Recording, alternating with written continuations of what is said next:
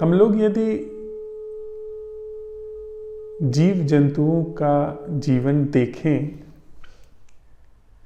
पंछी का, कुत्ते का, गाय का, बकरी का, तो निरपवाद रूप से दो ढंग दिखाई देंगे। पहला, निरंतर सक्रियता, और दूसरा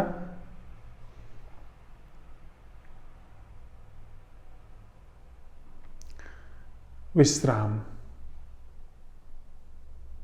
बस सब कुछ जैसे ठहर गया, शांत हो गया।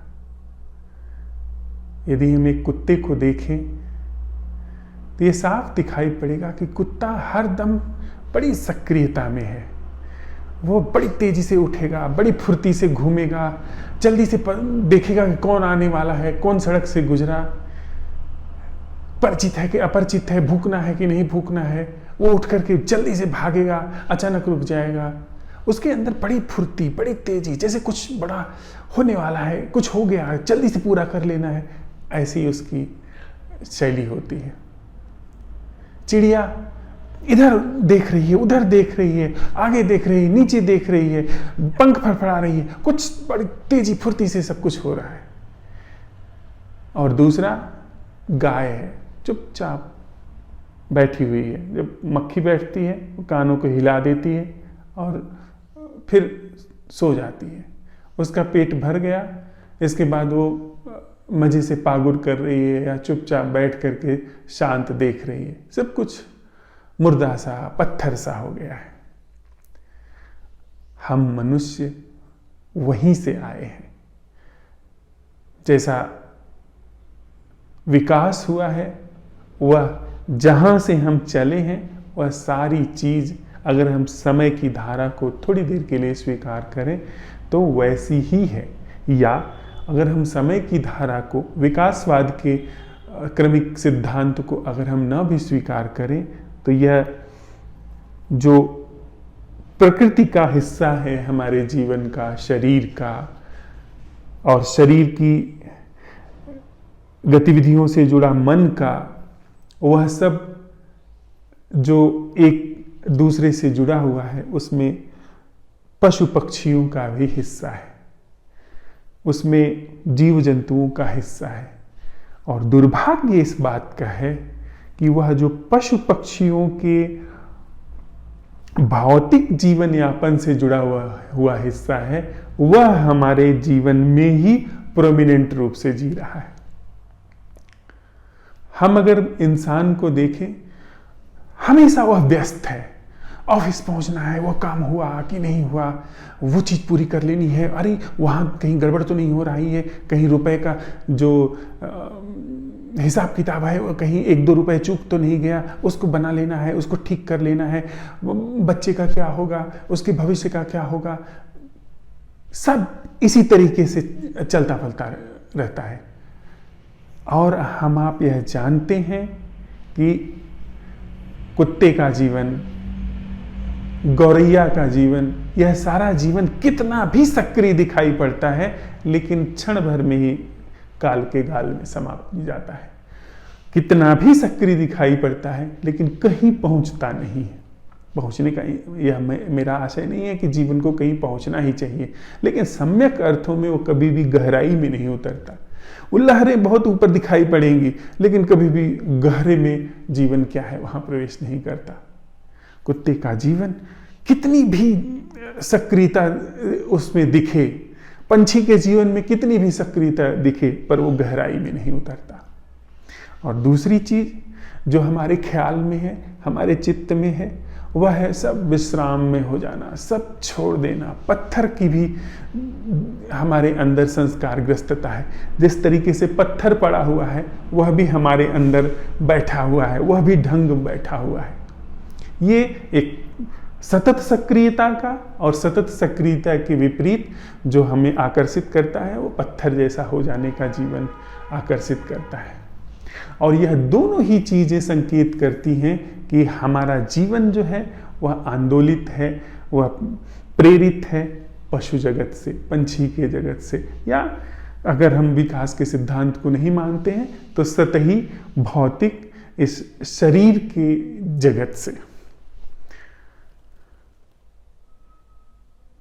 इस सक्रियता में या इस निष्क्रियता में कहीं से भी यह नहीं पता चलता कि जीवन गहराइयों में उतर रहा है। कहीं से यह समझ में नहीं आता कि यह गहराइयों में उतरता है।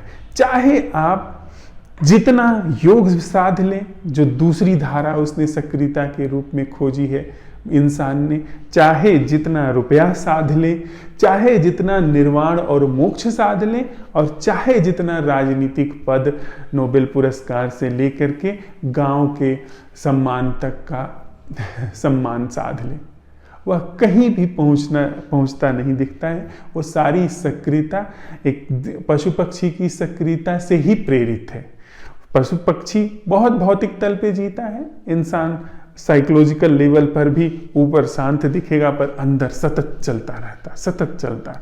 वह विचारशीलता सतत गतिमान है, और उस विचारशीलता में तथाकथित रूप से जो हमारे गुरु सिखाते हैं, आध्यात्मिक लोग सिखाते हैं, वो पत्थर हो जाना सिखाते हैं, वो बस उसका विपरीत स्वरूप है। यह दोनों ही जीवन नहीं है भी तो बहुत ही सतही तल पर, जिसकी हम आप साथ साथ चलते हुए छानबीन कर रहे हैं। यह जो जीवन है जो सतही तल पे है, यह अपनी क्रियाशीलता से बाहर कुछ हो सकता है, उस चीज को बिल्कुल ही इनकार कर देता है। वह इस पैटर्न को, इस ढर्रे को, इस ढंग को ही जीवन मानता है जो उसके मन मस्तिष्क में समझ में आता है। सक्रियता समझ में आती है, निष्क्रियता समझ में आती है। वो सारा जो ढंग है वो लहरों का ढंग है, गहरे में जीवन क्या है उसका ढंग नहीं है।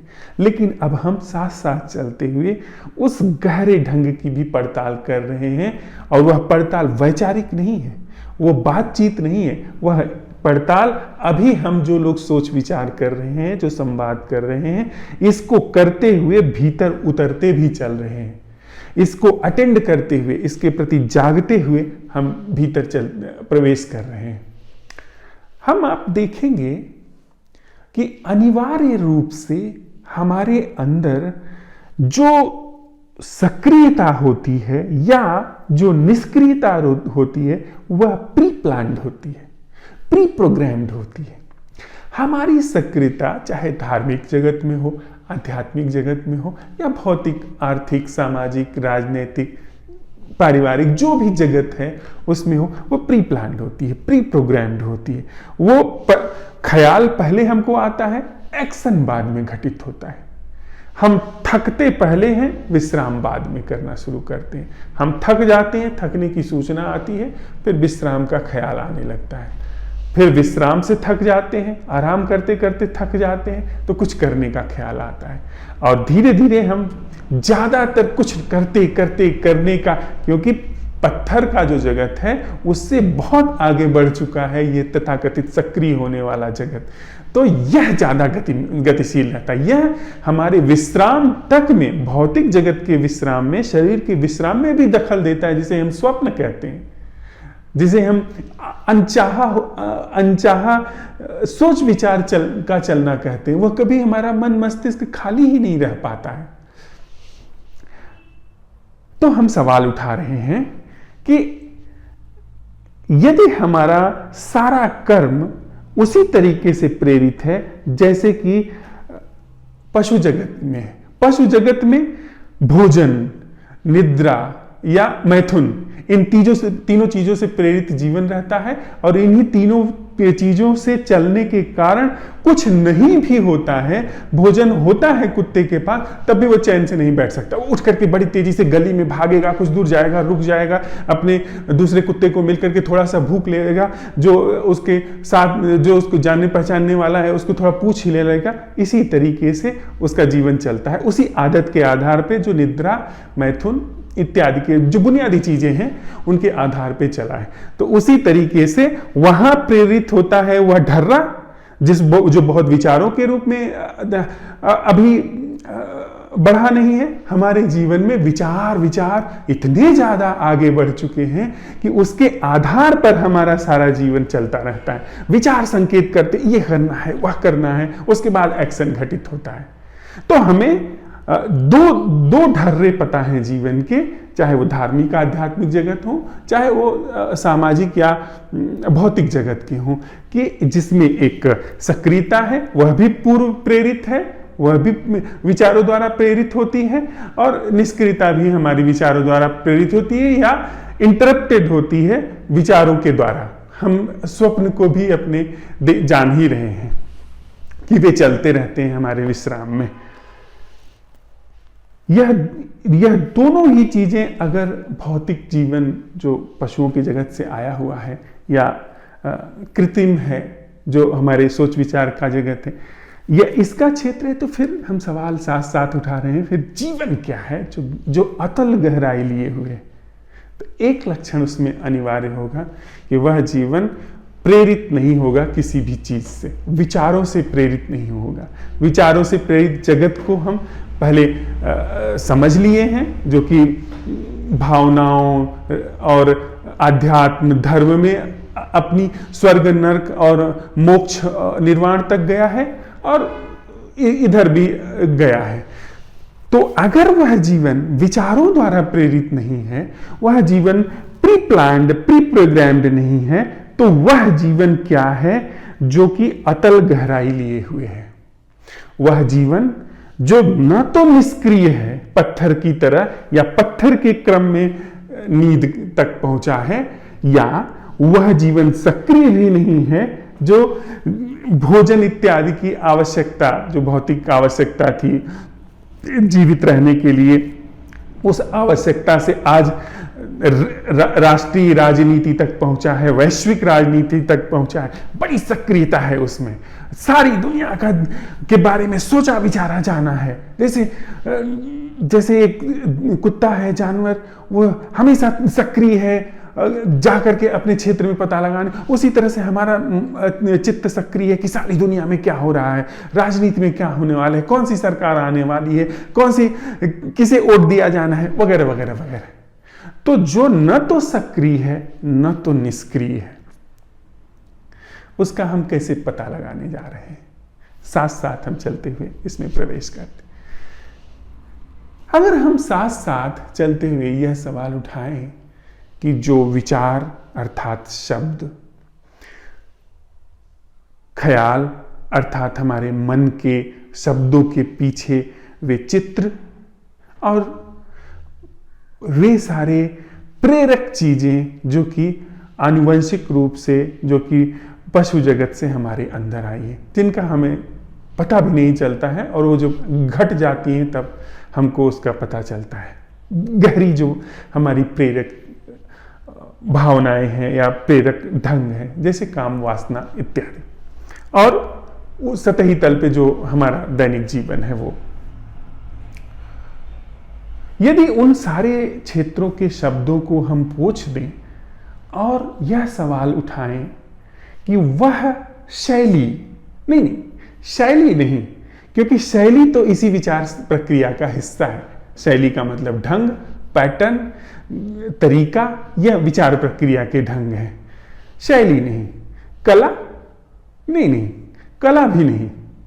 कला, क्योंकि जिस तरीके से हम कला जानते हैं वह कला नहीं।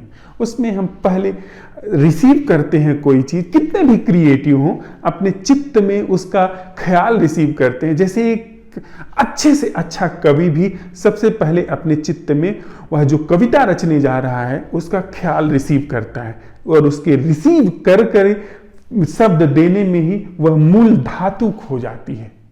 एक अच्छे से अच्छा चित्रकार भी अपने मस्तिष्क में पहले चित्र बनाता है, फिर उसको कैनवास पे उतारता है। और वह मस्तिष्क में उतरना उसके अपने चित्त की जो चित्त का जो कैनवस है, चित्त का जो पटल है, उस पर निर्भर करता है। और चित्त का पटल दूषित है, वह पूरी मनुष्य जाति के चित्त का पटल है, इसलिए उसमें कोई भी चीज यथावत नहीं उतर सकती है। तो हम सवाल उठा रहे हैं साथ साथ चलते हुए कि वह जीवन क्या है, वह जीना क्या है जो शब्दों से मुक्त है। हमें प्रेम शब्द का अर्थ पता है, प्रेम को सबसे ज्यादा दूषित किया गया है, इसलिए प्रेम शब्द को भी एक तरफ रखते हैं। हमें ध्यान शब्द पता है, वो शब्द भी बहुत ज्यादा दूषित किया गया है, बहुत ज्यादा विकृत किया गया है, उसे भी एक तरफ रखें। धर्म, अध्यात्म, ध्यान, प्रेम, करुणा, मुदिता, सारे शब्द दूषित हो चुके हैं। उनके वह शब्द आते ही हमारा चित्त उसके अनुकूल जो ख्याल है, जो उसका अर्थ है, वो बनाने लगता है। इसलिए सारे चीजों को एक तरफ रख करके बिल्कुल शब्द शून्य वह जीवन क्या है, वह एक्शन क्या है जो न तो निष्क्रिय है न तो सक्रिय है, जो सक्रियता और निष्क्रियता से मुक्त है। जैसे ही हम ये सवाल उठाते हैं, हमारा चित्त उस क्षेत्र में प्रवेश कर जाता है, उस गहराई में प्रवेश कर जाता है जो मन की गहराई नहीं है, जो मैं की गहराई नहीं है। मैं उस क्षेत्र में बहुत तेजी से काम कर सकता हूं जो निष्क्रिय है, क्योंकि मैं सो सकता हूं, मैं शराब पी सकता हूं, मैं नशा कर सकता हूं, मैं पत्थर के क्षेत्र में जाने में कुशल हूं, बस मुझे अवसर मिलना चाहिए। मैं सक्रियता के क्षेत्र में जाने में कुशल हूं, आप मुझे सक्रिय करने के लिए कह दीजिए, चाहे वह राजनीति का क्षेत्र हो, चाहे वह योग का, तप का, ध्यान का, चिंतन का, मनन का, शास्त्र का, नमाज का, पूजा का, मंदिर का, मस्जिद का, धर्म का, राजनीति का, अर्थ का, परिवार का, समाज का क्षेत्र हो, मैं बहुत सक्रिय हो जाऊंगा उसमें, क्योंकि वह मेरे लिए लीक बनी हुई है, वहां पे राजमार्ग गए हुए हैं। उसमें तो बस आप मुझे छोड़ दीजिए, मैं ढुलकता चलता चला जाता हूं, अपनी अपनी लाखों अरबों करोड़ों लोग चल रहे हैं, तो मुझे उसमें कोई कठिनाई नहीं होगी मुझे, मैं मन को। लेकिन मन के सामने अगर आपने ऐसा सवाल रख दिया कि वह ढंग क्या है, वह जीवन क्या है जो सक्रियता और निष्क्रियता दोनों से मुक्त है, वह जीवन क्या है जो नाम से मुक्त है। नाम भी मैं नहीं दे रहा हूं, इसलिए मेरा चित्त प्रवेश नहीं कर पाया, वो झट से लाएगा। वह जीवन ब्रह्म का है, वह जीवन आत्मा का है, वह जीवन परमात्मा का है, वह जीवन परम शांति का है, निर्वाण का है, जीवन मुक्त का है। ये सारे शब्द हैं।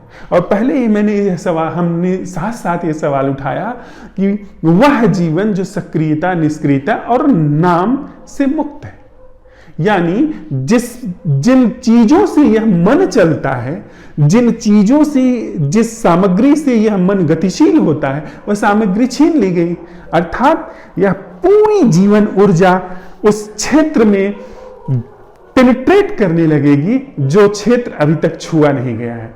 और वहां एक तरफ पेनिट्रेशन शुरू होगा, वहां एक तरफ गहराई में प्रवेश होना शुरू होगा, और यहां इन सारी चीजों का छूटना शुरू हो जाएगा जो कृत्रिम थी, जो पशु जगत से आई थी, जो भौतिक थी, जो संस्कारों का परिणाम थी, जो सिखावन सम्मोहनों का परिणाम थी, इधर से छूटना शुरू हो जाएगा। तो सिर्फ क्या हम यह सवाल उठा सकते हैं कि वह जीवन क्या है जो निष्क्रियता और सक्रियता दोनों से मुक्त है, वह जीवन क्या है जो शब्दों, ख्यालों, धारणाओं से मुक्त है।